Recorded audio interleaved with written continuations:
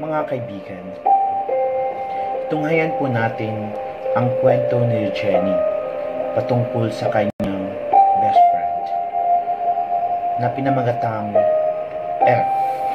Tomorrow Never Comes. Sinubukan mo na bang ipadama sa iyong minamahal ang totoong nararamdaman mo para sa kanya? At napatunayan mo na ba na siya lang ang nag-iisa at ligaya ng buhay mo? Kung oras mo sa mundo ay dumaan na, dapat mong harapin ang mundong ito nang wala sa tabi mo ang iyong minamahal. Kung ang pagmamahal na ibinigay mo sa kanya nung nakaraan habang magkasama pa kayo ay sapat na upang manatili ito sa alaala niya, at bukas ay hindi na darating ang minamahal mo, ano kayang gagawin mo kung nangyari ito? Saan ka man naroroon ngayon, sana ay alam mo ang lahat ng ito, Lourdes.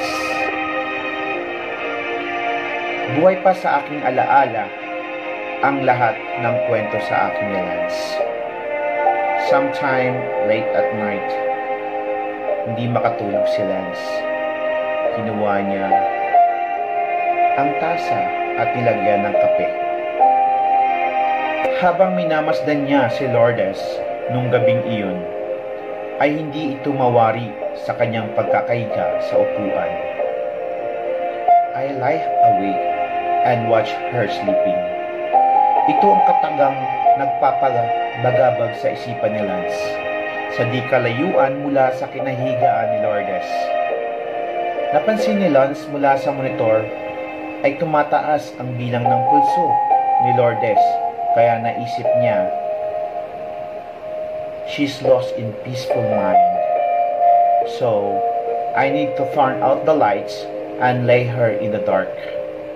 At ginawa niya iyon para makapagpahinga ng maayos ang kanyang asawa. Si Lance ay matipunong pangangatawan, matalino, at may taas na 5'5" at moreno. Hindi ito gwapo, hindi showy kung magmahal, bugnutin, mahina ang loob, pero may taglay na kabaitan. Si Lourdes ay maputi, may taas na 5'2", masipag, mapagmahal, maasikaso, mataray, nasa loob ang pulo. Madalas itong sumpungin ng hika. Lahat naman ng aparatos at gamot para sa iniindang sakit nito ay sapat naman. Kaya naging kampante na din si Lance na maiwan minsan mag-isa ang asawa sa ospital para matustusan niya ang mga gamot at bayarin dito. Mga kaibigan, ito ang kwento ng isang pagmamahalan ni Lance and Lourdes. Mahal ko, ako'y papasok muna sa opisina. Marami naman nag-aasikaso sa'yo dito. Pagpapaalam ni Lance sa asawa, sabay halik sa noo. Bagamat wala siyang inaasahang tugon mula dito, hindi na niya binintay ang pagbuka ng bibig nito at ibinaling na lamang ang mga mata niya sa monitor. 2 years ago, nakilala ni Lance si Lourdes bilang isang kahera sa gym. Palibhasa'y mataray sa mga customer kaya nakakunot ang noo nito buong maghapon. Nakahiligan na rin ni Lourdes na sa tuwing pagsapit ng alas 5 ng hapon ay nagre-retouch ito ng mukha sapagkat maraming gwapo at nagji-gym pag ganoong oras. Hala, malapit na palang dumating ang bebe ko. Sabay tili ni Lourdes na anino'y kinikiliti. Isang araw, nagkasabay sa elevator sina Lance and Lourdes. Ate, kamusta? Uwi ka na? Friendly questions ang pinakawala ni Lance sa mga oras na yan. Oo, uwi na ako.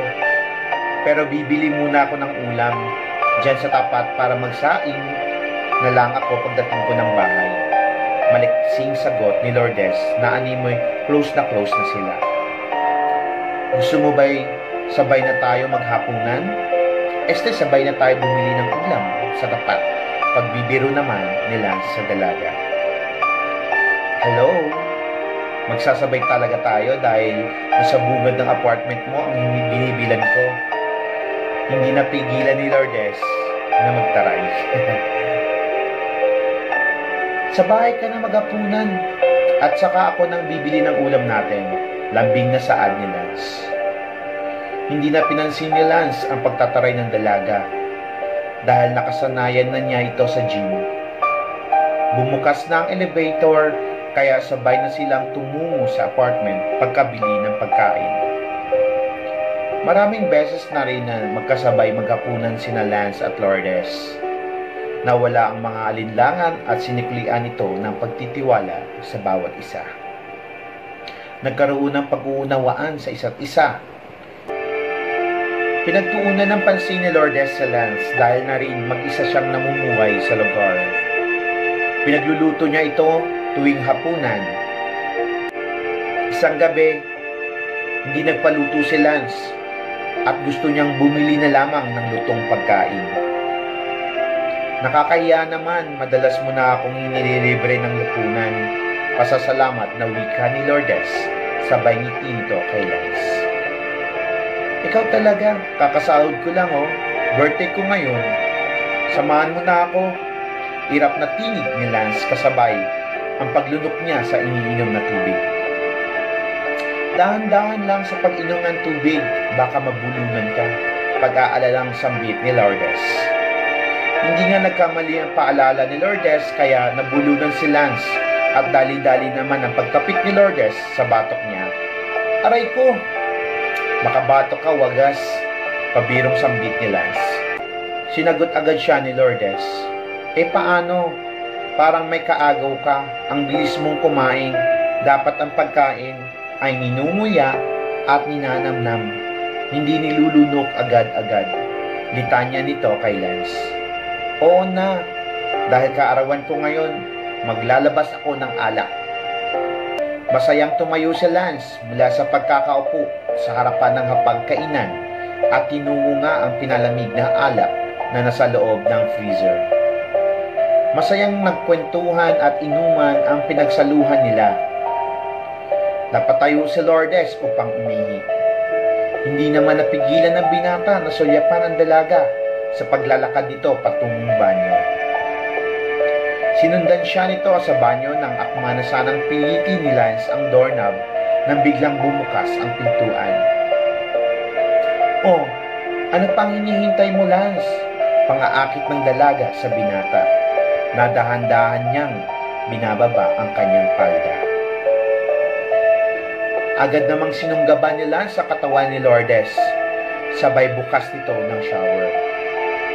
Dinama ng dalawa ang lamig ng tubig na dumadampi sa kanilang mga balat. Kasabay ang mainit na mga palad ni Lance na hinahaplos-haplos sa buong katawan ni Lourdes. Hindi na mapigilan ni Lourdes na yakapin ng mahigpit ang buong katawan ni Lance dahil sa kakaibang init na nadarama niya. Binalot ng ligaya at saya ang loob ng banyo. Habang sa kasiyahan ang dalawa, napansin ni Lance na hinihingal sa Lourdes. Kaya naman ang akala niya ay kung ano na ang nangyari dito at animoy damang-dama ang saya. Maya-maya ay umupo na si Lourdes sa inidoro at nagutos na halos kapos sa paghinga. Lance, pakikuha ng aking inhaler sa loob ng bag ko. Natarantan na si Lance na halos nawala ang pagkalasing at init ng katawan. Heto na, bakit hindi mo sinabi na masama na pala ang pakiramdam mo? Sabi ni Lance. Kinalog at hinigop ni Lourdes ang laman ng inhaler. Ilang minutong lumipas at naging maayos na ulit ang pakiramdam ni Lourdes. Pasensya ka na, Lance, kung nabiting kita. Kahit ako ay bitin din. Kaya magbihis na tayo at ituloy na natin sa kwarto ang ligaya at saya. Ngumiti lang si Lourdes at tumakbang na patungong kwarto si Lance na halos hindi pa makamove on sa pangyayari. Nauna nang pumasok ng kwarto si Lance. Ligpitin ko muna ang ating pinag-inuman ng alak, Lance. Mauna ka na sa kwarto at ayusin mo na ang ating higaan. Pahabol na banggit nito habang papasok ng kwarto si Lance. Nang matapos magligpit si Lourdes ay agad naman itong tinungo ang silid tulugan. Nadatnang tulog na tulog si Lance na nakahilata sa kama, kaya tinabihan na lamang niya ito at niyakap. Nang magising si Lance kinaumagahan, kinapa niya si Lourdes sa kanyang tabi, ngunit wala siyang makapa kundi unan. Minabuti niyang buksan ang kanyang mga mata, ngunit wala pa rin siyang Lourdes na nasilayan. "Lourdes, saan ka?" tawag nito. Agad siyang bumangon at tinungo ang labas ng kwarto. Pumunta sa banyo, tinungo ang kusina at hindi niya pinalampas ang labas ng kanyang apartment. Ngunit walang Lourdes siyang natagpuan. "Saan ka nagpunta? Hindi mo man lang ako ginising." Bulong nito sa sarili at pinuntirya ang kanyang telepono upang tawagan si Lourdes, sabay upo sa sofa. "Oh, gising ka na pala, Lance. Halika na sa pagkainan at hiyain ko na ang iyong almusal. Habang mainit pa ang pagkain ay kainin mo na," wika ni Lourdes pagpasok sa bahay. Galing pala ito ng bakery. Nakatitig lang si Lance, akala mo ay nakakita ng multo. Inihanda na ni Lourdes ang pagkainan. Pagkatapos ay namalan siya ng uniform na susuti ni Lance papasok sa opisina. Pagkatapos mong kumain, maligo ka na at nariyan na rin ang iyong tuwalya, dagdag pa ni Lourdes. Hindi makapaniwala si Lance na ganun na lamang ang pag-aasikaso sa kanya ni Lourdes. Hanggang makapasok na ng opisina si Lance, pumunta na rin si Lourdes sa kabilang gusali upang magtrabaho. Sinulit ng magkasintahan ang mga panahon na umaayon sa relasyon nila. Nagpakasal ang dalawa sa simbahan at namuhay ng maayos, punong-puno ng pagmamahalan sa isa't isa. "Salamat, mahal ko, sa pagmamahal," lambing na wika ni Lourdes sa asawa, habang sabay nilang minamasdan ang paglubog ng araw sa dalampasigan na nakaupo sa buhanginan. Sa isang tanyag na beach resort nila, ginanap ang kanilang honeymoon. Pagkatapos ay balik trabaho na ulit ang mag-asawa. Naging maluwag ang pagsasama nina Lance at Lourdes sa loob ng 5 taon. Madalas maiwanang mag-isa si Lourdes sa kanilang bahay at hindi na niya masyadong naaabutan si Lance sapagkat maaga ang gising ng kanyang asawa upang umalis patungong trabaho at sa pag-uwi naman ay tulog na din siya. Nasa kabilang ibayo pa magtatrabaho si Lance. Samantala, mas malapit naman ang trabaho ni Lourdes sa bahay nila. Kalimitan, sa telepono lang sila nagkakausap upang maibsan ang pangungulila nila sa isa't isa at kada weekends lang naman sila nakakapag-banding. Isang mensahe ang natanggap ni Lance. "Mahal ko, miss na kita. Agahan mong pag-uwi mo ngayon." Sinubok ang mag-asawa sa kanilang pagsasama. "Masama ang pakiramdam ko. Maaari mo bang ihanda ang nebulizer?" Mahinang tinig na utos ni Lourdes. Madalas siyang sumpungin ng hika dahil sa pabago-bago ang klema ng panahon. Hanggang sa sumuko na ang katawan ni Lourdes at nanghina, kaya isinugod agad siya ni Lance sa ospital. "Mahal ko, lapit na tayo sa ospital." Tinig ng pananamlay ni Lance sa mga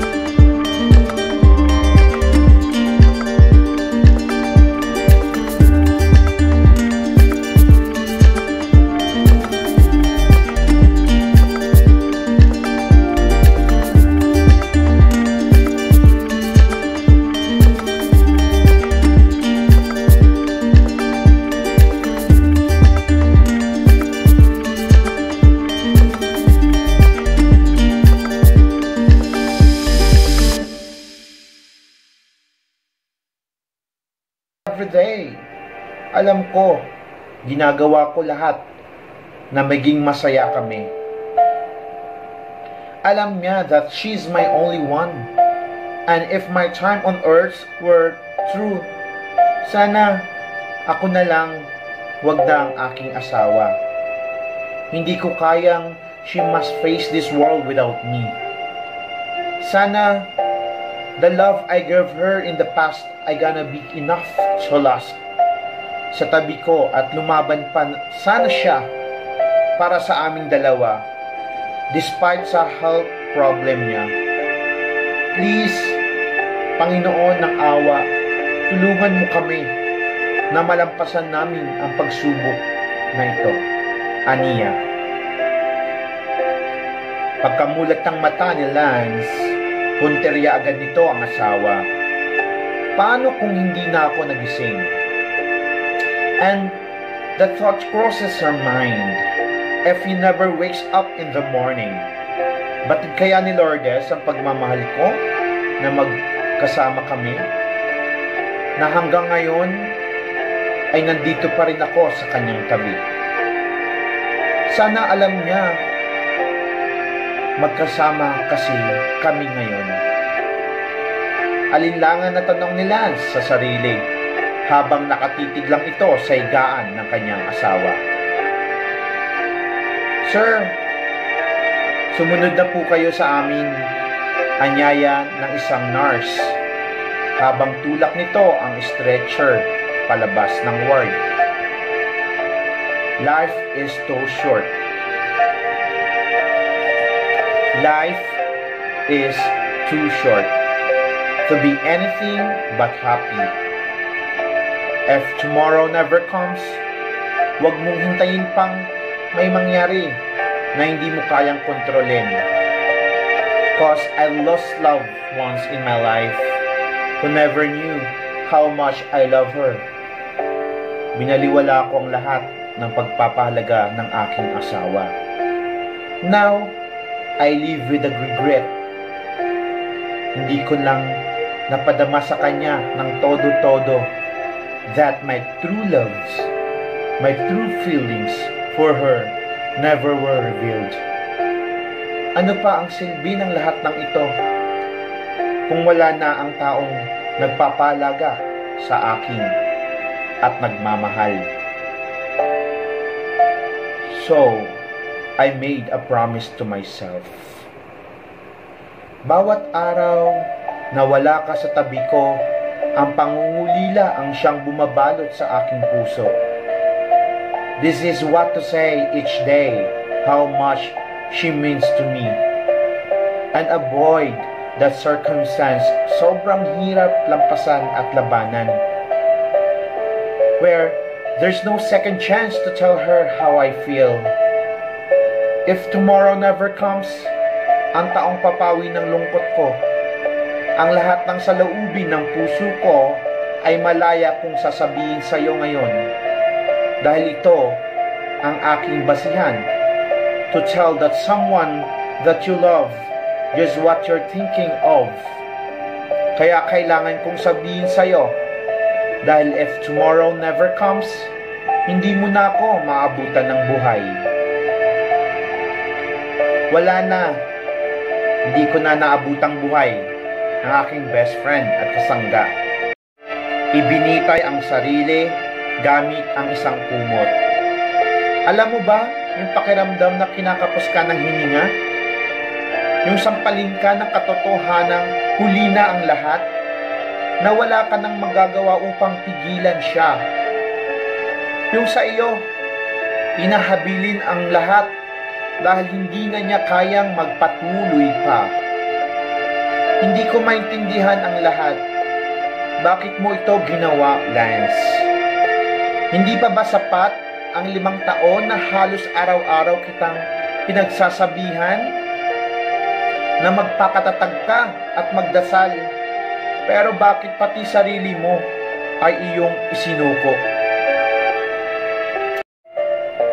Marahil ay nagkita na kayo, Lourdes.